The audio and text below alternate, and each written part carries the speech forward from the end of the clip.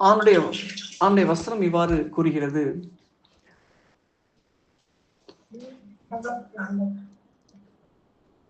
உன் உணவு தண்ணீர் மீது ஆசி வழங்கி உன் நடுவில் நின்று நோயை அகற்றி விடுவேன் என்று ஆண்டவர் உறுதியளிக்கிறார். இன்றைய நாளின் தலைப்பு நோய்க்கான காரணங்களையும் அதிலிருந்து விடுதலை பெறுவதற்கு நாம் என்ன செய்ய வேண்டும் என்பதை குறித்தும் நாம் தியானிக்கவிருக்கிறோம். வியாதி ஏன் வருகிறது, அதிலிருந்து பரிபூர்ண சுகம் கிடைக்க நாம் என்ன செய்ய வேண்டும் என்பதை குறித்து நாம் தியானிக்கவிருக்கிறோம். வீட்டுக்கு வீடு வாசப்படி அப்படிங்கிற மாதிரி இந்த நோய் இல்லாத மனிதர் என்று இந்த உலகத்துல யாருமே இருக்க மாட்டாங்க. எல்லாருக்குமே இருக்கும். ஆக்சுவலா மருத்துவ ரீதியாக மருத்துவர்கள் நிறைய காரணங்கள் சொல்லலாம், இந்த நோய்க்கு இதுதான் காரணம்னு சொல்லி. ஆனா இறை வார்த்தையில ஆண்டவர் என்ன இந்த நோய்க்கான என்ன காரணம் என்பதையும் அதிலிருந்து விடுபடுவதற்கு நாம் என்ன செய்யணும் என்பதை குறித்தும் இறைவார்த்தையில் ஆண்டவர் சொல்லியிருக்கிறார். அதை ஒவ்வொன்றாக நாம் தியானிக்கவிருக்கிறோம். முதல் காரியமாக ஏன் நோய் வருகிறது என்றால், ஆண்டவரை நாடி தேடாமல் பணம், காசு, சொத்து, பத்து, ஆஸ்தி, அந்தஸ்து, உலகம் என்று உலகத்துக்கு பின்னாடியே ஒரு மனிதன் ஓடிக்கொண்டிருக்கும் போது, கடவுளை நினைக்காமல், கடவுளை துதிக்காமல், கடவுளை பின்பற்றாமல் இருக்கும்போது ஆண்டவர் அந்த நோயை அனுமதித்து தன் பக்கமாக ஈர்த்து கொள்கிறார். ஆமோஸ் 4ஆம் அதிகாரத்தில் நாம் படிக்கிறோம். அதுல பல இடங்கள் ஆண்டவர் சொல்லியிருப்பார். ஃபர்ஸ்ட் உணவு பஞ்சத்தை அனுமதிப்பார், அதுக்கப்புறம் தண்ணீர் பஞ்சத்தை அனுமதிப்பார், அதுக்கப்புறம் நோயை அனுமதிப்பார். அதுல எல்லாம் என்ன சொல்லப்பட்டிருக்குன்னு பார்த்தீங்கன்னா, அப்பயாவது மக்கள் தன்னை தேடுவார்கள், தம் பக்கம் திரும்புவார்கள் என்று ஆண்டவர் என்ன பண்றாரு, ஒவ்வொன்றா அனுமதிக்கிறார். உங்கள் பற்களுக்கு வேலை இல்லாமல் செய்தேன் அப்படின்னா உணவு பஞ்சம் அனுமதிக்கிறார். அப்பயாவது மக்கள் தன்னை தேடணும் என்று. அதுலேயும் மக்கள் தேடவில்லை. அதுக்கப்புறம் நாட்டுல பெய்யக்கூடிய மழையை நிறுத்தினார் ஆண்டவர். இப்பயாவது மக்கள் என்னை தேடுவாங்கன்னு சொல்லி என்ன பண்றாரு, அங்க முயற்சி எடுக்கிறார். அங்கேயும் பாத்தீங்கன்னா அப்பயும் ஆண்டவர் பக்கமா மக்கள் என்ன பண்ணல, திரும்பவில்லை. இப்படி ஒவ்வொன்றா அனுமதிக்கிறார். அதுக்கடுத்து கொள்ளை நோய் அனுமதிக்கிறார். அதன் மூலமாக மக்கள் ஆண்டவர் தேடணும்னு பார்க்கிறார். அங்கேயும் பாத்தீங்கன்னா ஆண்டவர் பக்கமாக திரும்பவில்லை என்று சொல்லப்படுகிறது. அப்ப மக்கள் தங்கள் துன்பங்களிலே ஆண்டவரை தேடுவார்கள். நம்மள ஆண்டவர் ஏன் இந்த பூமியில படைச்சிருக்காரு அப்படின்னா, அவருக்காக நாம் அனைவரும் படைக்கப்பட்டிருக்கிறோம். நாம் அனைவரும் ஆண்டவரின் கை வேலைப்பாடு. எனக்காக நான் உருவாக்கிய இந்த மக்கள் என் துதியை சொல்லி வருவார்கள் என்று வசனம் கூறுகிறது. நாம் அனைவரும் ஆண்டவருக்காக அவரை அறிந்து, அவரை அன்பு செய்து, அவருக்காக நாம் வாழ்ந்து, அவரோடு என்றும் பரலோகத்துல நித்தியமா இருப்பதற்காக நாம் படைக்கப்பட்டிருக்கிறோம். இதுதான் படைப்பின் நோக்கமே. நம்ம எல்லாம் ஏசப்பாவோடு என்ன பண்ணணும், அங்க இருக்கணும். அதுக்காகத்தான் ஆண்டவர் அந்த பரலோக மகிமையை துறந்து ஏன் மனித அவதாரம் எடுத்து இந்த பூமிக்கு வந்தார் என்றால், ஒருவரும் நரகத்துக்கு போகக்கூடாது. கடவுளால் படைக்கப்பட்டுள்ள அனைத்து மனிதர்களும் எல்லாரும் பரலோகம் வரணும். இதைத்தான் 2 பேதுரு 3ஆம் அதிகாரம் 9 நாம் படிக்கிறோம். ஒருவரும் அழிந்து போகாமல் அனைவரும் மனம் மாற வேண்டும் என ஆண்டவர் விரும்புகிறார். இதற்காகத்தான் பொறுமையோடு இருக்கிறார். ஒரு ஆத்மா கூட அழியக்கூடாது. எல்லாரும் என்ன பண்ணணும், அந்த நித்திய ஜீவனை, நிலைவாழ்வை பெற்றுக்கொள்ள வேண்டும். இந்த நோக்கத்திற்காகத்தான் இயேசு ஆண்டவர் இந்த பூமிக்கு வந்தார். மனித அவதாரம் எடுத்து நமக்காக சிலுவையில மறித்து பரலோக வாசலை நமக்காக திறந்திருக்கிறார். அப்ப அவரை நாடி தேட வேண்டும். அதுதான் உண்மையான கிறிஸ்துவ வாழ்க்கை அப்படிங்கிறது. அப்ப அவரை நாடி தேடாமல் உலகத்துக்குரிய காரியங்களையே ஈடுபட்டு இருக்கும் போது ஆண்டவர் துன்பத்தை அனுமதித்து என்ன பண்ணுவார், தம் பக்கமாக என்ன பண்ணுவார், அவர் ஈர்த்து கொள்வார். இரண்டாவது என்ன, நோய்க்கான இரண்டாவது காரணம் என்ன அப்படின்னு பார்க்கும்போது, பின்மாற்றத்துக்கு இடம் கொடுக்கும் போது ஆண்டவர் நோயை அனுமதித்து தம் பக்கமாக ஈர்த்து கொள்வார். கிறிஸ்தவ வாழ்க்கை அப்படிங்கிறது நம்ம எப்போதும் ஏறுமுகமாக இருக்க வேண்டும். நாளுக்கு நாள் நம்ம எப்படி ஆவிக்குரிய வாழ்க்கையில வளர்ச்சி அடையணும், தேர்ச்சி அடையணும், முதிர்ச்சி அடையணும். ஒருபோதும் இறங்கு முகமாக இருக்கவே கூடாது. திருவெளிப்பாடு 2ஆம் அதிகாரம் 3-4 நாம் படிக்கிறோம். தொடக்கத்தில் நீ கொண்டிருந்த அந்த ஆதி அன்பை நீ விட்டு விட்டாய், அதற்கு நீ மறுபடியும் திரும்பு என்று ஆண்டவர் சொல்வார். அந்த ஆதி அன்பு அப்படிங்கிறப்ப ஃபர்ஸ்ட் ஏசப்பாவுடைய அன்பை சுவைத்து அவர் ரட்சிக்கப்பட்ட சமயத்துல அவ்வளவு ஆர்வமா ஆண்டரை தேடி இருப்பாங்க. போக போக போக அந்த உலக நாட்டங்கள், உலக ஈர்ப்புகள் வந்ததுக்கு அப்புறம் அப்படியே ஜெபத்துல ஒரு தொய்வு, இறைவார்த்தை வாசிக்கிறதுல ஒரு தொய்வு, கடவுளுக்குரிய காரியத்துல ஒரு ஒரு தேக்க நிலை, இந்த மாதிரி போகக்கூடிய சுச்சுவேஷன். உதாரணத்துக்கு பைபிள்ல பார்க்கும்போது தேமா அப்படின்னு ஒரு ஒரு சீடர் இருந்தார். தோமா கிடையாது, தேமா அப்படிங்கிறவர். அவர்லாம் ஆரம்பத்துல ஆண்டருக்காக நல்ல வைராக்கியமா வந்து ஊழியம் செஞ்சுட்டு இருந்தவர். ஆனா உலக போக்கை விரும்பி பவுலை விட்டு விலகிவிட்டார் என்று பைபிள்ல சொல்லப்பட்டிருக்கும். அந்த ஆண்டவரை விட உலகம் அவருக்கு பெருசா போயிடுச்சு. உலகத்தினுடைய மாய கவர்ச்சிகள் அவரை அட்ராக்ட் பண்ணிடுச்சு.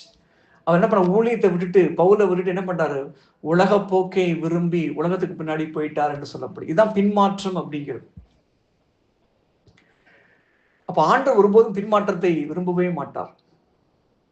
எபிரேயர் 10:38 நாம் படிக்கிறோம், யாராவது பின்வாங்கி சென்றால் என்றால் அவரில் நான் மகிழ்ச்சியுறேன் என்கிறார் ஆண்டவர். அது ஆண்டவருக்கு மகிழ்ச்சியை தராது. அவருக்குள் நாளுக்கு நாள் நம்ம என்ன பண்ணணும், வளர்ந்து கொண்டே இருக்கணும். அதைத்தான் ஆண்டவர் விரும்புகிறார். ஒரு அம்மா தன்னுடைய பெண் குழந்தையை கூறிட்டு ஒரு ஊழியத்தை ஜெபிக்கிறதுக்காக போறாங்க. அந்த ஊழியர் கேட்குற, எதுக்காக ஜெபிக்கணுமான்னு கேட்குறாங்க. அப்போ சொல்றாங்க, இந்த மாதிரி என்னுடைய மகள் நல்லா ஓடி ஆடி விளையாண்டுட்டு இருந்தாங்க, நல்லா பேசுறாங்க, எல்லாம் பண்ணிட்டு இருந்தாங்க. திடீர்னு ஒரு சில வாரங்களா அவங்க ஒரு விதமான காய்ச்சல் மாதிரி வந்து அப்படியே அவங்க சப்பானி ஆயிட்டாங்க, நடக்கவே முடியல. நான் தான் இவ்வளவு தூரம் கஷ்டப்பட்டு கூட்டு வந்து ஜெபிக்கிறதுக்காக கூட்டு வந்தேன், என்னுடைய மகளுக்காக ஜெபியுங்கள் அப்படின்னு சொல்லி சொன்னாங்க. அவங்க மீண்டும் அந்த கால் நல்ல முறையில சுகமாகி நடக்கணும், அதுக்காக ஜெபிங்கன்னு சொல்லி கண்ணீரோடு கேட்டாங்க. உடனே அந்த ஊழியர், சரிம்மா ஆண்டவர்கிட்ட ஜெபிக்கலாம், ஆண்டவர் உதவி செய்வான்னு சொல்லி கண்ணை மூடி ஜெபிக்கிறார். அப்ப ஜெபிக்க முன்னாடி ஆண்டவர் வந்து உணர்த்துறார், நீ அந்த சகோதரிக்காக நீ ஜெபிப்பதற்கு முன்பாக நான் சொல்லக்கூடிய கேள்வி அந்த சகோதரிட்ட நீ கேளு அப்படிங்கிறார். என்ன ஆண்டவரே நான் கேட்கணும்?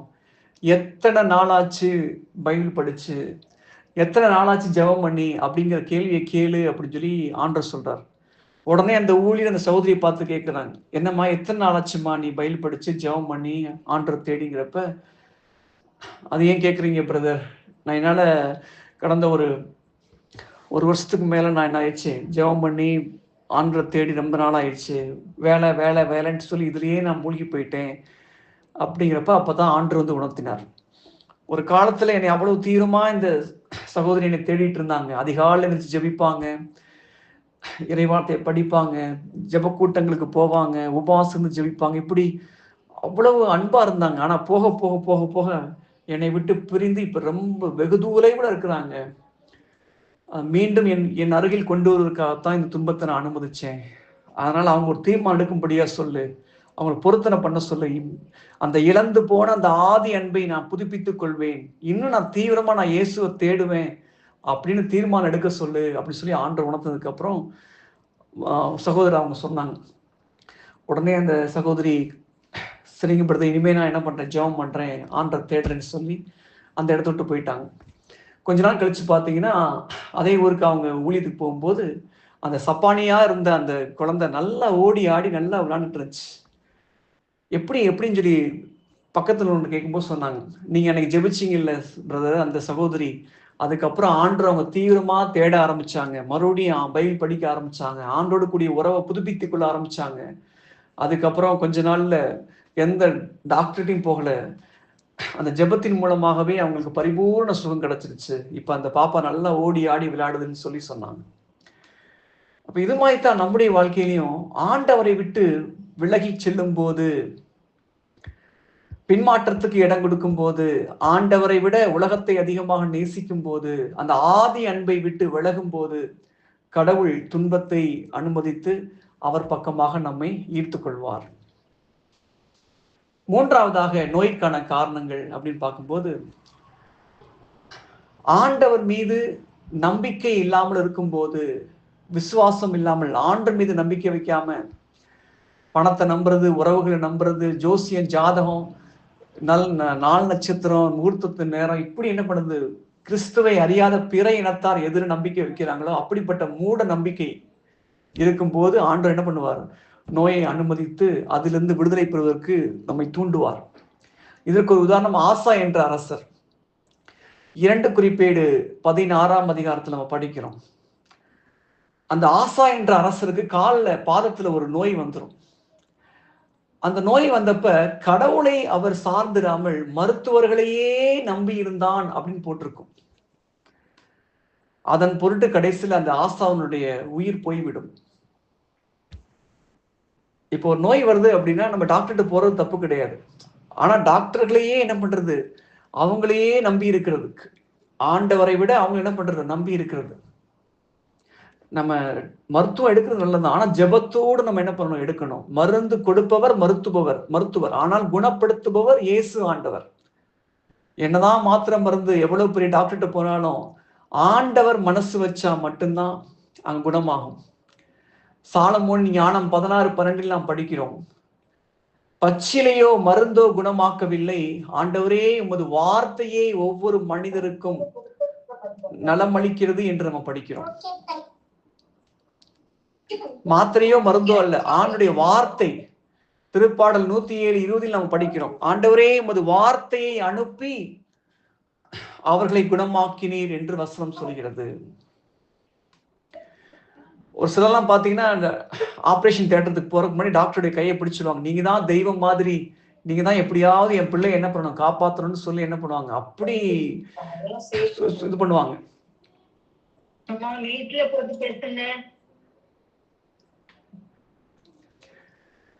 Praise the Lord. இயேசுவுக்கே புகழ், இயேசுவுக்கே நன்றி. ஸோ ஆப்ரேஷன் தியேட்டருக்கு போறதுக்கு முன்னாடி என்ன பண்ணுவாங்க, டாக்டருடைய கையை பிடிச்சி சொல்லுவாங்க, நீங்க தான் தெய்வம் மாதிரி எப்படியாவது பிள்ளையை காப்பாற்றணும்னு சொல்லி. அவங்க ஆப்ரேஷன்ல போய் ஆப்ரேஷன் தியேட்டரை முடிச்சுட்டு வெளியே வரும்போது கையை விரிச்சுட்டு சொல்லுவாங்க, நாங்க செய்ய வேண்டியதெல்லாம் செஞ்சுட்டோம், எல்லாம் முயற்சி எடுத்துட்டோம், இதுக்கு மேல அந்த ஆண்டவர் தான் உங்களை காப்பாற்றணும்னு சொல்லுவாங்க. அப்பதான் அவங்க என்ன பண்ணுவாங்க, மறுபடியும் என்ன பண்ணுவாங்க, கடைசியா ஆண்டவர்கிட்ட போவாங்க, ஆண்டவரே நீ தான் என் பிள்ளை எப்படியாவது என்ன பண்ணணும், காப்பாற்றணும். இப்போ முதல்ல யார்கிட்ட போகணும், ஆண்டவர்கிட்ட முதல்ல போகணும். கடைசியில எல்லா மனித முயற்சிகள், எல்லா உலக பிராரமான முயற்சிகள் எல்லாம் எடுத்துட்டு எதுவுமே ஒர்க் அவுட் ஆகல, கடைசியில ஆண்டரை தேடலாம்னு சொல்லி அப்படி இருக்கக்கூடாது. ஃபர்ஸ்டா எங்க தான் போகணும், ஆண்டவர்கிட்ட தான் போகணும், எதுவா இருந்தாலும். ஏன்னா கடவுளால் இயலாது என்று ஒன்றுமே இல்லை. Nothing is impossible with our Lord. லூக்கா 18:27 நாம் படிக்கிறோம், மனிதரால் இயலாதது கடவுளால் முடியும். What is impossible with man is possible with God. அவர் நினைச்சார்னா நொடி பொழுதுல எல்லாவற்றையும் மாற்ற முடியும். தீராத நோய்களை தீர்க்க முடியும், ஆறாத காயங்களை அவரால் ஆற்ற முடியும். பல லட்சம் கடனா அவர் நினைச்சார்னா அடுத்த நொடியே அதெல்லாம் அடைக்க முடியும். எந்தெந்த பிரச்சனையா இருந்தாலும் சரி, எல்லா பிரச்சனைக்கும் ஆண்டோட தீர்வு இருக்குது. குழந்தை பாக்கியம், பல வருஷங்களா குழந்தை பாக்கியம் இல்லையா, ஆண்டர் நினைச்சார்னா அடுத்த நொடியே கற்பத்தின் கனியை அவரால் ஆசீர்வதிக்க முடியும். வேலையில தடையா, வேலையே கிடைக்க மாட்டேங்குது, அவர் நினைச்சார்னா அடுத்த நொடியே அந்த வேலையில தடைகள் எல்லாம் நீங்கி நல்ல ஒரு இடத்துல வேலை கிடைக்கும். அவர் நினைச்சார்னா அந்த திருமண தடை எல்லாம் நீங்கி எல்லாம் சுகபோகமா நடக்கும். மீகா 2:13 நாம் படிக்கின்றபடி, தடைகளை அகற்றி போடுகின்றவர் உனக்கு முன்பாக செல்கின்றார். அந்த வசனத்தை சொல்லி நம்ம ஜெபிக்கணும், ஆண்டவரே இந்த திருமண தடையில் உள்ள திருமண தடை, வேலையில் உள்ள தடை, குழந்தை பாக்கியத்தில் உள்ள தடை எல்லாம் இயேசுவின் நாமத்தில் விலகுவதாக என்று நம்ம என்ன பண்ணணும், ஆண்டவருடைய நாமத்துல சொல்லி நம்ம ஜெபிக்க வேண்டும். அப்ப ஆண்டவரைத்தான் நம்ம நம்பி இருக்கணும். அதே ஆசா பாத்தீங்கன்னா, எதிரிகள் படையெடுத்து வரும்போது ஆண்டவரை நம்பாம பக்கத்து நாட்டு சிறிய அரசர் என்ன பண்ணுவார், நம்பி இருப்பார். அந்த அரசரை எப்படியாவது நம்ம என்ன பண்ணலாம், கைக்குள்ள போட்டு அவருடைய துணையோடு என்ன பண்ணலாம், இந்த எதிரியை மேற்கொள்ளலாம்னு சொல்லி முயற்சி எடுப்பார். கடைசியில பார்த்தா அந்த போர்ல படு தோல்வியை அடைஞ்சிருவார். இப்ப நம்முடைய வாழ்க்கையிலே ஏன் தோல்வி, ஏன் சில சமயங்கள்ல ஆண்டவர் இழப்புகளை அனுமதிக்கிறார் என்றால், நாம் அவரை மட்டும்தான் நம்ம சார்ந்து இருக்கணும். நீதிமொழிகள் 3:5 நாம் படிக்கிறோம், முழு மனதோடு ஆண்டவரை நம்பு, உன் சொந்த அறிவாற்றலை நீ சார்ந்து இல்லாதே, நீ எதை செய்தாலும் ஆண்டவரை மனதில் வைத்து செய், அப்போது அவர் உன் பாதைகளை செம்மையாக்குவார். ஆண்டவரை மனசுல வச்சு நம்ம செய்யணும், அவர் துணையோடு நம்ம செய்யணும், அவரை தான் நம்ம நம்பி இருக்கணும். அதுதான் கிறிஸ்துவ வாழ்க்கை. அப்ப அந்த ஆசா என்ற அரசர் போர்ல தோல்வி அடைவதற்கு காரணம் ஆண்டவரை நம்பல, எதிரி நாட்டு அரசரை நம்பினாங்க. உயிரிழப்பு இறந்ததுக்கு காரணம் அவங்களுக்கு ஒரு நோய் வந்தப்ப கடவுளை நம்பாம மருத்துவர்களையே நம்பினார். அதனால பாத்தீங்கன்னா கடைசியில உயிரே போய்விட்டது. அப்ப இரண்டாவது காரணம், கடவுள் மீது நம்பிக்கை இல்லாமல் மூட நம்பிக்கை கொண்டு வாழும்போது ஆண்டவர் நோயை அனுமதித்து அதிலிருந்து நமக்கு என்ன பண்ணுவார்? விடுவிப்பதற்கு முயற்சி எடுப்பார். மூன்றாவதாக நோய்க்கான காரணம் பேராசை. லூக்கா 12:15 நாம் படிக்கிறோம். எவ்வகையான பேராசைக்கும் இடம் கொடாமல் எச்சரிக்கையாயிருங்கள். மிகுதியான செல்வம் இருப்பதால் ஒருவருக்கு நிலை வாழ்வு வந்து விடாது. ஏசப்பா போதிச்சிட்டு இருக்கும் போது ஒருத்தர் வந்து சொல்லுவார், போதகரே, என்னுடைய சகோதரன்ட்ட சொல்லி அந்த நிலத்தை என்ன பண்ணுங்க, பங்கிட்டு கொடுக்கும்படியே சொல்லுங்க. நில பிரச்சனை, சொத்து பிரச்சனை, கொடுக்க மாட்டேங்கிறான், நீங்க என்ன பண்ணுங்க, ஒரு நடுவரா இருந்து ஒரு தீர்ப்பு கொடுங்கன்னு சொல்லுவாங்க. அப்பதான் ஆண்டவர் சொல்லுவார், இதுக்கா நான் வந்தேன்? நான் எதுக்காக வந்தேன்? நான் இறை ஆட்சியை பரப்புவதற்காக, அந்த விண்ணுலகை நோக்கி பயணத்தை மேற்கொள்வதற்காக வந்தேன். என்கிட்ட வந்து இந்த உலக பிரகாரமா இதை சொத்தை பிரிச்சுத்தாங்க, அதை பிரிச்சுத்தாங்கன்னு சொல்றீங்களேன்னு சொல்லிட்டு அதுக்கப்புறம் தான் சொல்லுவார், எவ்வகையான பேராசைக்கும் இடம் கொடுக்காதீர்கள். சொத்து சொத்து சொத்துன்னு என்ன பண்றது பார்த்தீங்கன்னா, அது ஒரு பேராசை. ஆக்சுவலா வந்து பணம் ஒரு பேராசை, நகை ஒரு பேராசை, புடவைகளை வாங்கி வாங்கி வாங்கி பீரோல குமிக்கிறது, அது ஒரு வகையான பேராசை. எந்த பேராசைக்கு நம்ம இடம் கொடுக்கவே கூடாது. ஏன்னா அது பேராசை பெரு நஷ்டம் என்று சொல்வார்கள். அப்ப அது பல தீமைகளை என்ன பண்ணும், கொண்டு வரும். போதும் என்கின்ற மனமே பொன் செய்யும் மருந்து என்று சொல்வார்கள். அப்ப மனநிறைவோடு வாழும்போது நம்ம நிம்மதியா இருக்க முடியும். பைபிள்ல பாக்குறோம், கேகசி அப்படிங்கிறவர் எலிசாவுக்கு கீழே இருந்த சீடர். அவர் எலிசாவுக்கு உதவி செஞ்சுட்டு இருந்தவர். எப்படி எலியாவின் தேவன், எலிசாவின் தேவன், கேகசின் தேவன் என்று சொல்லக்கூடிய அளவுக்கு அப்படி ஒரு நல்ல பொசிஷன் வர வேண்டியவர்.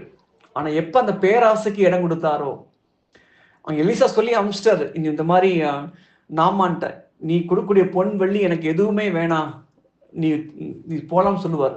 ஆனா கேகசி, பேராசை பிடிச்ச கேகசி என்ன பண்ணுவார், பின்னாடியே பொய் சொல்லி அந்த பொண்ணு வெள்ளி நகை எல்லாத்தையும் வாங்கிட்டு வீட்டுக்கு வந்துடுவார். கடைசியில பாத்தீங்கன்னா அந்த நாமானுக்கு வந்த தொழுநோய் யாருக்கு வந்துடும்? கேகசிக்கும் அவங்களுடைய குடும்பத்தார் எல்லாருக்கும் வந்துடும். இதுக்கு காரணம் பேராசை. இதேதான் புதிய ஏற்பாட்டுல யூதாஸ் ஆண்டவரோடு மனநிறைவோடு இருந்தாருன்னா பிரச்சனையே கிடையாது. எப்ப அந்த பண ஆசைக்கு இடம் கொடுத்தாரோ அப்பயே பாத்தீங்கன்னா அழிவுக்கு கொண்டு போயிடுச்சு. அப்ப எங்கெல்லாம் பேராசைக்கு இடம் கொடுக்குறாங்களோ அங்க என்ன பண்ணும், அது வந்து அது நோயாக என்ன பண்ணிடும், மாறிவிடும். பணம் பணம் என்று அதை சம்பாதிக்கிறதுலேயே குறியா இருக்கும்போது உடல்நலம் பாதிக்கப்படுது. சீராக் 31:1 நாம் படிக்கிறோம், பணத்தை பற்றிய கவலை உடலை நலிய செய்கிறது என்று சொல்லப்படுது. அப்படியே உடல் என்ன பண்ணுது, சாப்பிடாம தண்ணி சாப்பிடாம கொள்ளாம சரியா தூங்காம இரவு பகலா ஹார்ட் ஒர்க் பண்றது, அது என்ன பண்ண கடைசியில உடல் நலத்துல பாதிப்பை வந்து உண்டாக்கிறது. அதிகாலையில் எழுந்து நள்ளிரவு வரை மனிதர்கள் உழைப்பது வீண், ஆனால் ஆண்டவருடைய அன்பர்கள் அவர்கள் தூங்கிக் கொண்டிருக்கும் போது கூட தேவையானதை ஆண்டவர் தருவார் என்று வசனம் சொல்லுது.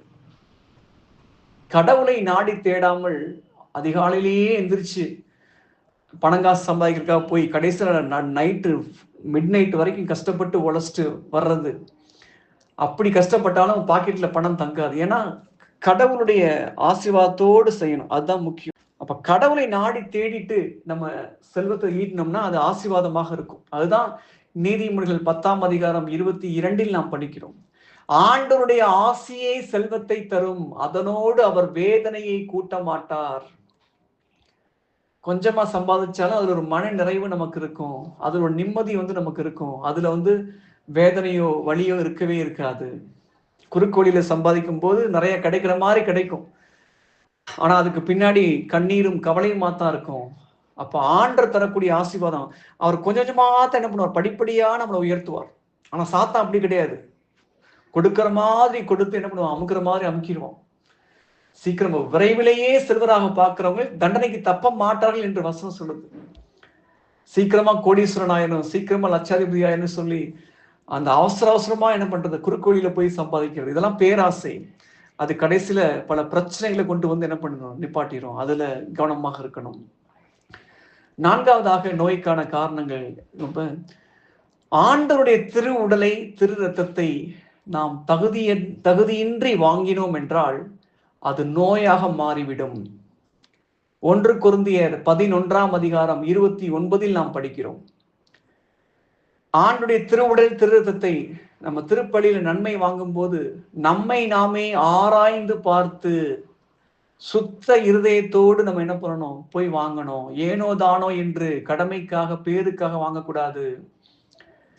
வேற்று தெய்வ கோயில்ல வழங்கப்படக்கூடிய பிரசாதத்தை போல அப்படியே சும்மா ஜஸ்ட் கையை நீட்டி அப்படியே வாயில போட்டு வரக்கூடாது. ஒரு அச்ச நடுக்கத்தோடு நம்ம என்ன பண்ணணும், ஆண்டவர் நம்ம அணுகி செல்லணும்.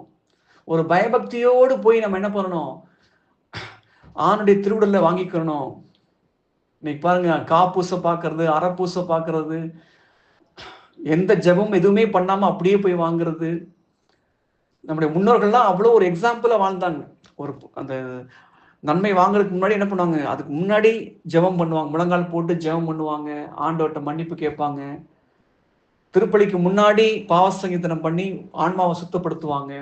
நன்மை வாங்கிட்டு வந்ததுக்கு அப்புறமும் மறுபடியும் முழங்கால் போட்டு மறுபடியும் ஆண்டருக்கு என்ன பண்ணுவாரு, உள்ளத்தில் எழுந்திருளிய ஆண்டவருக்கு என்ன பண்ணுவாங்க, நன்றி செலுத்துவாங்க, மறுபடியும் ஆண்டுகிட்ட பேசுவாங்க. அதெல்லாம் நாளடைவில் அப்படியே மொபைல் கலாச்சாரம் வந்ததுக்கு அப்புறம் அப்படியே குறைய ஆரம்பிச்சிருச்சு. ஆனா வசனம் சொல்லுகிறது, தகுதியற்ற முறையில நம்ம நன்மை வாங்கினோம் என்றால் அதுல 4 வகையான பின் விளைவுகள் ஏற்படும். ஒன்று, யாரெல்லாம் தகுதியற்ற முறையில் ஆண்டுடைய திருவுடலை வாங்குகிறார்கள் அவர்கள் தங்களுக்கு தாங்களே தண்டனை தீர்ப்பை வருவித்துக் கொள்கிறார்கள். ஃபர்ஸ்ட் தண்டனை தீர்ப்பு. 2வது, பலருக்கு நோய் வரும். மூன்றாவது தீமை என்னன்னு பார்த்தீங்கன்னா பலவீனம். ஒரு சிலர் அப்படியே சோர்வாவே இருப்பாங்க, அசதியாவே இருப்பாங்க, ஒரு விதமான ஒரு ஆக்டிவா இல்லாம பலவீனமா இருக்கிறது, உடல் அப்படியே என்ன பண்றது, சோர்ந்து போயிடுறது. கடைசியாக இப்படியே கண்டினியூஸா அப்படி பண்ணிட்டு இருந்தாங்கன்னா அது சாவுல கொண்டு போய் முடிஞ்சிடும். இப்ப தகுதியற்ற முறையில வாங்கும்போது 4 வகையான தீமைகள். ஒன்று, தனக்குத்தானே தண்டனை தீர்ப்பு, நோயாக மாறுகிறது, பலவீனமாக மாறுகிறது, அது கடைசியில சாவில் கொண்டு போய் முடிந்து விடுகிறது. அதனாலதான் ஃபியர் அண்ட் ட்ரம்பிளிங் சொல்லுவாங்க. அச்ச நடுக்கத்தோடு நம்ம என்ன பண்ணணும், ஆண்டுடைய திருவுடலை பெற்றுக்கொள்ளணும்.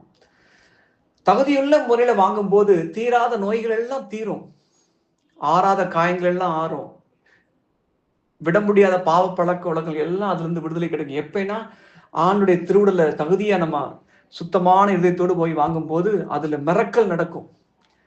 நற்கரையில எத்தனையோ அதிசயங்கள் நடந்திருக்கு ஆக்சுவலா வந்து பாத்தீங்கன்னா வந்து. ஆனா அதே சமயம் தகுதியற்ற முறையில நம்ம அதை வாங்கினோம் என்றால் ஆசீர்வாதத்துக்கு பதிலாக அது சாபமாக என்ன பண்ணும், நமக்கு வந்து பல பின்விளைவுகளை வந்து உண்டாக்கும். அதனாலதான் அந்த அச்சநடுக்கத்தோடு நம்ம ஆண்டரை பெற்றுக்கொள்ள வேண்டும். இதைத்தான் யோவான் 13:27 நாம் படிக்கிறோம். யூதாசு அப்பத்துண்டை பெற்றவுடன் சாத்தான் உள்ளே நுழைந்தான். அப்பத்துண்டை பெற்றவுடன் ஏசப்பாத்தான் அங்க வரணும். ஏன் சாத்தானுன்னா, ஏன்னா யூதாசு தீய எண்ணத்துக்கு ஆல்ரெடி தன்னுடைய உள்ளத்துல இடம் கொடுத்துருந்தான். இந்த மாதிரி இயேசுவை காட்டி கொடுக்கணும், எப்ப அவரை காட்டி கொடுக்கலாம், 30 வெள்ளிக்காசுக்காக காட்டி கொடுக்கறதுக்காக டயத்துக்காக வெயிட் பண்ணிட்டே இருந்தான். அந்த ஒரு மனநிலையோடு அவங்க அப்பத்துண்டை வாங்கின உடனே சாத்தான் என்ன பண்ணிட்டான், உள்ள வந்துட்டான். ஸோ அதனாலதான் நம்ம தகுதியுள்ள முறையில வாங்கணும். பெற்றுட்டு வீட்டுக்கு வந்ததுக்கு அப்புறம் உடனே சினிமா சீரியலை போட்டு பார்த்தோம்னா உடனே சாத்தான் உள்ள வந்துருவான். நான் பெற்றுக்கொண்ட இயேசுவை நாள் முழுவதும் என்ன பண்ணணும், அவருடைய பிரசன்னத்துல மகிழ்ந்திருக்கணும், அவர் அனுபவிக்கணும். ஆக்சுவலா வந்து உடனே உலக பிராமண காரியங்கள்ல நம்ம மனசை செலுத்தி அந்த தெய்வீக பிரசன்னத்தை நம்ம இழந்து விடக்கூடாது. ஆவிக்குரிய கிறிஸ்தவங்களுக்கும் உலக பிராமண கிறிஸ்தவங்களுக்கு வித்தியாசம் என்னன்னு பாத்தீங்கன்னா, ஆவிக்குரிய கிறிஸ்தவங்க அந்த ஆண்டுடைய பிரசன்னத்தை ஒரு நொடி பொழுது கூட இழந்து விடுவதற்கு அவங்க தயாரா இருக்க மாட்டாங்க. எவ்வளவு விலைக்கரையம் செலுத்தியாவது ஆண்டுடைய பிரசன்ஸ் என் கூட இருக்கணும், அவர் என்னை விட்டு விலகி விடக்கூடாது அப்படிங்கிறது ரொம்ப கவனமா இருப்பாங்க. ஒரு சின்ன விஷயத்துல கூட ஆண்டுடைய உள்ளத்தை காயப்படுத்திடக்கூடாது, அவருக்கு மகிழ்ச்சியா இருக்கணும், அவரை மகிழ்விக்க கூடிய பிரியமான பிள்ளைகளாக இருக்கணும் அப்படிங்கிறது ரொம்ப கவனமா இருப்பாங்க. அவனுடைய மனசாட்சி ரொம்ப கூர்மையா இருக்கும். அந்த நகைக்கடை தராசுல பாத்தீங்கன்னா, நகைக்கடை தராசு ஒரு கண்ணாடி கூண்டுல வச்சிருப்பாங்க, மில்லிகிராம் டிஃபரன்ஸ் காமிக்கும், அந்த அளவுக்கு பயங்கரமா இருக்கும். அது மாதிரிதான் அந்த ஆவிக்குரிய கிறிஸ்தவங்களுடைய மனசாட்சி ரொம்ப ஷார்ப்பா இருக்கும், கூர்மையா இருக்கும். சின்ன விஷயத்துல கூட ஆண்டை உள்ளத்தை காயப்படுத்திட்டாங்கன்னா உடனே என்ன பண்ணுவாங்க, உடனே ரிப்பெண்ட் பண்ணுவாங்க, உடனே மன்னிப்பு கேட்பாங்க, உடனே ஆண்டோட்ட கெஞ்சி கேட்பாங்க, ஆண்டவரே என்னை மன்னிச்சிடுங்க, என்னுடைய பார்வை தப்பு, நான் அந்த மாதிரி அவங்கள்ட்ட அப்படி பேசிருக்க கூடாது, என்னை மன்னிச்சிருங்கன்னு உடனே என்ன பண்ணுவாங்க, ரிப்பெண்ட் பண்ணுவாங்க. ஆனா உலக பிராமண கிறிஸ்தவங்க என்ன பண்ணுவாங்க, விறகு கடையில் உள்ள தராசு மாதிரி எவ்வளவுதான் கிலோ கணக்குல வச்சாலும் என்ன பண்ண அப்பதான் டிஃபரன்ஸ் காமிக்கும். பாவம் பாவம் செஞ்சாலும் அந்த பாவத்தை பற்றி ஒரு உணர்வே இல்லாத நிலை. அப்ப உணர்வற்ற இதயமாக இருக்கும். அப்படி இருக்கக்கூடாது. மனசாட்சி ஷார்ப்பாக இருக்கணும். அப்ப ஆண்டை திருவுரை பெற்றுக்கொள்வதில் ரொம்ப கவனமாக இருக்க வேண்டும். அடுத்தபடியாக நோய்க்கான இன்னொரு காரணம் என்னன்னு பாத்தீங்கன்னா, பெருந்தீனி, போஜன பிரியம். சீராக் 37ஆம் அதிகாரம் 30-31 படிக்கிறோம். அளவோடு உண்பதால் நீடி ஆயுளோடு வாழ்கிறார்கள், பெருந்தீனி சாவுக்கு இட்டு செல்லும். பேருண்டியால் பலர் மாண்டனர் என்று வசனம் சொல்கிறது. நம்ம சாப்பிடக்கூடிய சாப்பாடுல ஒரு கண்ட்ரோல் ஆகணும், செல்ஃப் கண்ட்ரோல். அதான் தன்னடக்கத்தின் ஆவியானவர். எது நமக்கு தேவை, எது முக்கியமோ அப்படி என்ன பண்ணணும், அது லிமிட்டாக இருக்கணும். உணவை விட நம்ம இயேசுவை நம்ம நேசிக்கணும். ஏசப்பா சொல்றாரு, என் தந்தையின் திருவுளத்தை நிறைவேற்றுவதே என்னுடைய உணவு என்கிறார். That is my foot. இன்னைக்கு பாருங்க, ஆலயங்கள் பெருகி இருக்கிறதை விட ரெஸ்டாரண்ட் நிறைய பெருகிடுச்சு. ஆக்சுவலா முந்திலாம் ரொம்ப கம்மியா இருந்துச்சு. இப்ப எல்லாம் பாத்தீங்கன்னா எக்கச்சக்கமா ரெஸ்டாரண்ட், எக்கச்சக்கமா ஜவுளி கடைகள் என்ன பண்ணுது, எல்லாம் அதிகமாயிருச்சு. ஆக்சுவலா அன்னைக்கு ஒரு பையன் சொல்றான், எனக்கு டெய்லி நான்வெஜ் இருந்தால் நான் சாப்பிடுவேன். நான் சாம்பாரோ புளிக்குழம்போ அதெல்லாம் டெய்லி எனக்கு என்ன பண்ணணும், நான்வெஜ் வேணும். இதுதான் அடிக்ஷன் அப்படிங்கிறது, அடிமை ஆகிறது அப்படிங்கிறது. எப்படி மதுபானத்துக்கு அடிமையாகிறாங்க, எப்படி மொபைலுக்கு அடிமையாகிறாங்க, அது மாதிரி தான் இந்த ஃபுட்டுக்கு அடிமையாகிறது. இது இருந்தா தான் நான் சாப்பிடுவேன். நான் டெய்லி என்ன பண்ணுவேன், ஜொமேட்டோல ஆர்டர் பண்ணி தான் சாப்பிடுவேன், வீட்டு சாப்பாடு வேணான்னு சொல்லி என்ன பண்றது. இந்த மாதிரி போஜன பிரியத்துக்கு இடம் கொடுக்கும் போது, அந்த 7 deadly sins, 7 தலையான பாவங்கள் ஒரு பாவம் இந்த போஜன பிரியம், பெருந்தீனி விருப்பம்.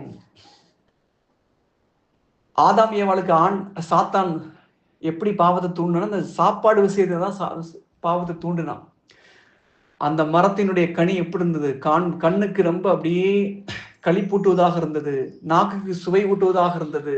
அதை பார்த்தோன்னே ஏவாள் என்ன பண்ணணும், படித்து சாப்பிடணுங்கிற ஆசை, போஜன பிரியம்.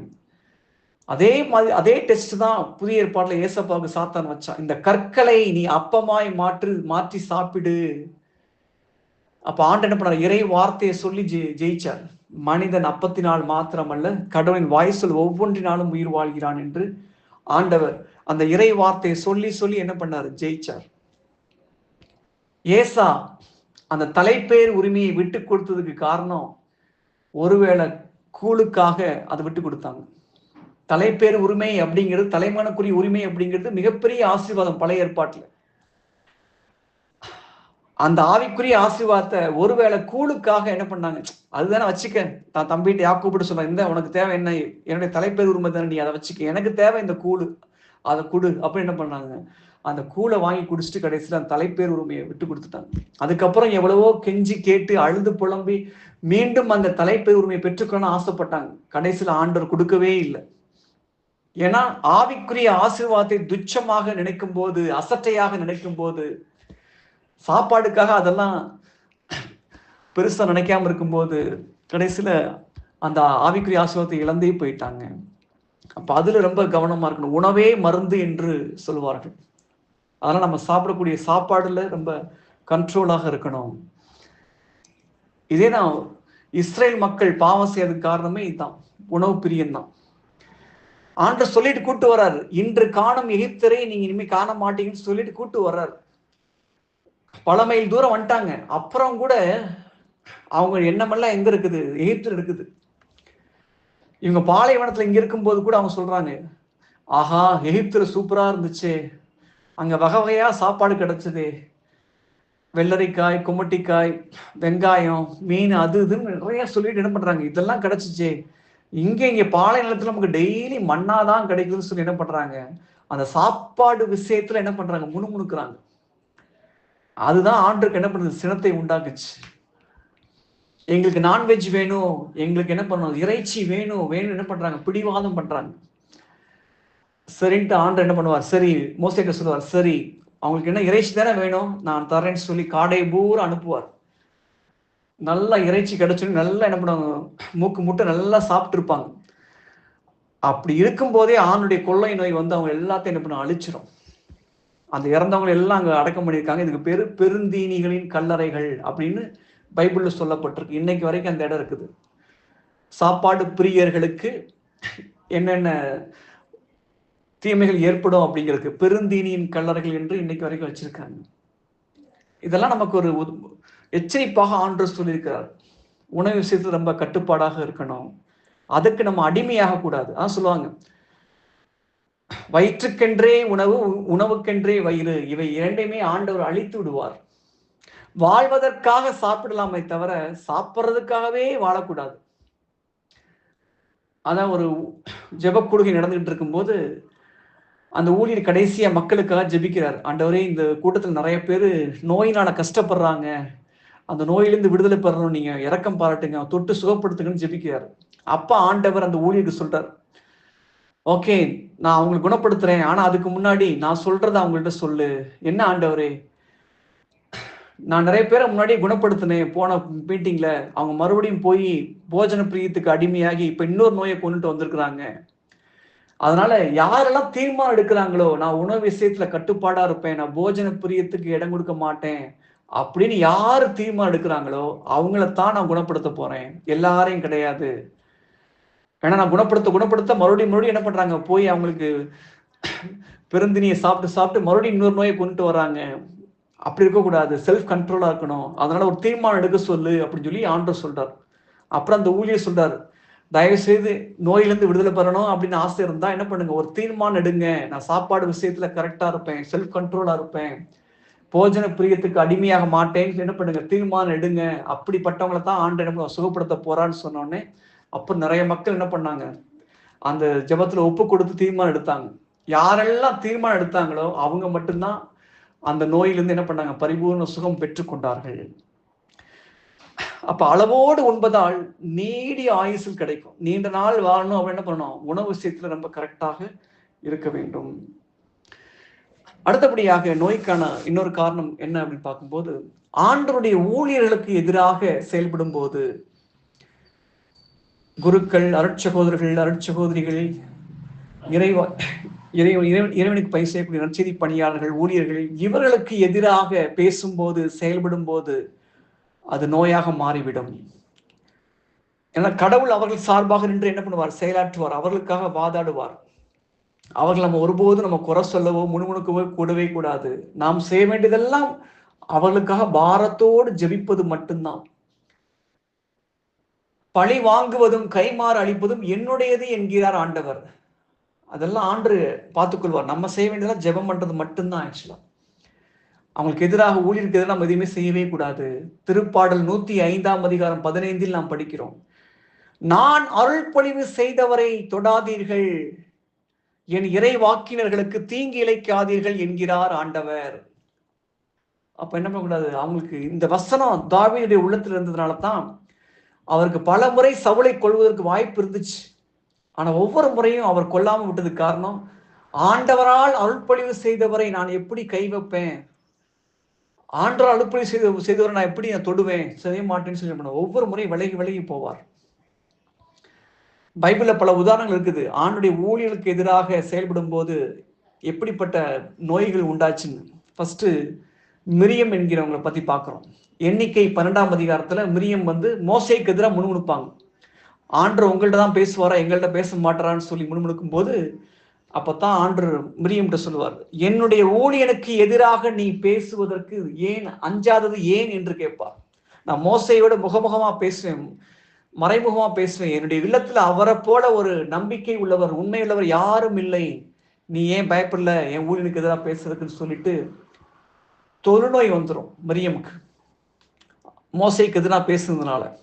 அதுக்கப்புறம் மோசே என்ன பண்ணுவார், ஜெபம் பண்ணி அதுக்கப்புறம் அந்த மீண்டும் அந்த நோயிலிருந்து விடுதலை பெறுவதற்கு உதவி செய்வார். இது முதல் உதாரணம்.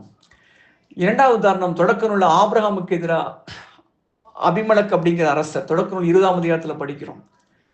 ஆபிரகாமுடைய மனைவி சாராவை என்ன பண்ணுவாங்க, இவங்க கவர்ந்திட விரும்புவார்கள். பிறருடைய தாரத்தை, மனைவியை கவர்ந்திட விரும்பாதே, இச்சிக்காதே என்று கட்டளையில சொல்லப்பட்டிருக்கு. அந்த கட்டளைக்கு எதிராக என்ன பண்றாங்க, ஆபிரகாமுடைய மனைவி சாராவை கவர்ந்திட விரும்புவார். அதன் பொருட்டு அந்த அரண்மனையில அவருடைய மனைவி, அந்த அரண்மனை வேலை பார்த்த பணிப்பெண்கள் எல்லாருக்கும் குழந்தை பாக்கியம் இல்லாம ஆண்டு தடை செஞ்சிருவார், கருப்பையை அடைச்சிருவார். அதுக்கப்புறம் எப்ப ஆபிரகாம் அபிமெலக்குக்காக ஜெபிப்பாரோ அப்பதான் மீண்டும் என்ன பண்ணும், அந்த குழந்தை பாக்கியம் அவங்களுக்கு எல்லாத்துக்கும் கிடைக்கும். அப்ப ஆணுடைய ஊழியருக்கு எதிராக செய்யும் போது கடவுளே அங்க என்ன பண்றாரு, செயலாற்றுகிறார். இது இரண்டாவது உதாரணம். மூன்றாவது உதாரணம் தாவீதுடைய வாழ்க்கையை நம்ம பார்க்கிறோம். தாவீது உடன்படிக்கை பெட்டிக்கு பேழைக்கு முன்னாடி ஆடிக்கிட்டு வர்றார். அதை அவங்களுடைய மனைவி பலகனிலிருந்து பார்க்குறாங்க, மீகா பார்க்குறாங்க. என்ன இவர் அரசராக இருந்துக்கிட்டு இப்படி பணிப்பெண்கள் முன்னாடி இப்படி ட்ரெஸ் கீழே விழுகிறது கூட தெரியாம ஆடிக்கிட்டு இருக்கிறாரே அப்படின்னு ஏளனத்தோடு பார்த்தாள். தாவீது என்ன பண்றாங்க, ஏளனத்தோடு பார்க்குறாங்க, நகைச்சு பேசுறாங்க, என்ன இவருன்னு சொல்லி என்ன பண்றாங்க, கேலி கிண்டலா பேசுறாங்க. அப்ப தாவீது சொல்லுவார், என் ஆண்டருக்கு முன்பாக நான் கடையவனாக்கிக் கொள்வேன், இன்னும் நான் என்ன பண்ணுவேன், ஆடுவேன் என்று சொல்றார். அந்த மாதிரி ஆணுடைய ஊழியர் தாவீதை இவங்க ஏளனமா பார்த்ததுனால, கேலி கிண்டல் பண்ணதுனால சாகும் வரை மீகாவுக்கு குழந்தை பாக்கியமே இல்லை என்று வசனம் சொல்கிறது.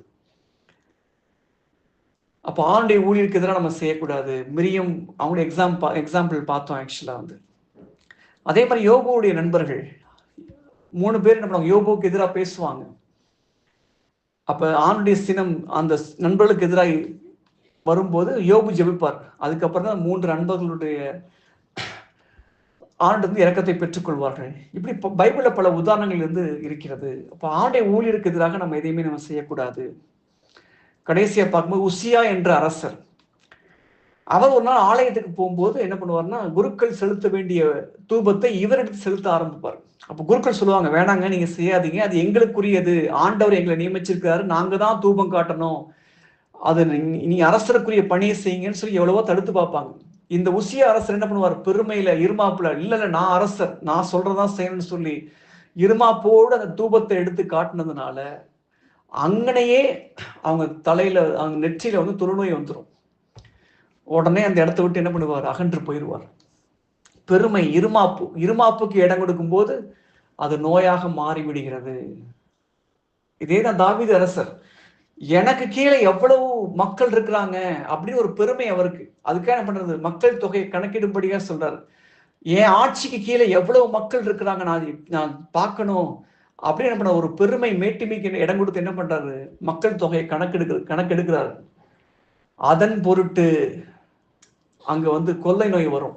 ஆண்டவர் தாவீதுட்டு கேட்பார், நீ இவ்வாறு செய்ததால் உனக்கு 3 இது தர்றேன், எதிரிகளுடைய படை உன்னை நசுக்கணுமா, இல்ல உன் நாட்டுல பஞ்சம் வரணுமா, இல்ல கொள்ளை நோய் வரணுமா, இதுல எது உனக்கு வேணும்னு கேட்பார். ஆண்டவரே, நான் பாவம் செய்ய என் மக்களை ஏன் நீங்க துன்புறுத்துறீங்க, வேணான்னு சொல்லி எவ்வளவு கெஞ்சி கேட்பார். கடைசியில கொள்ளை நோய் பல மக்கள் இறந்து போயிடுவாங்க. அப்ப இருமாப்பு, மேட்டிமை அங்க இருக்கும்போது என்ன பண்ண, நோய் வருகிறது. ஆக இன்றைய நாள்ல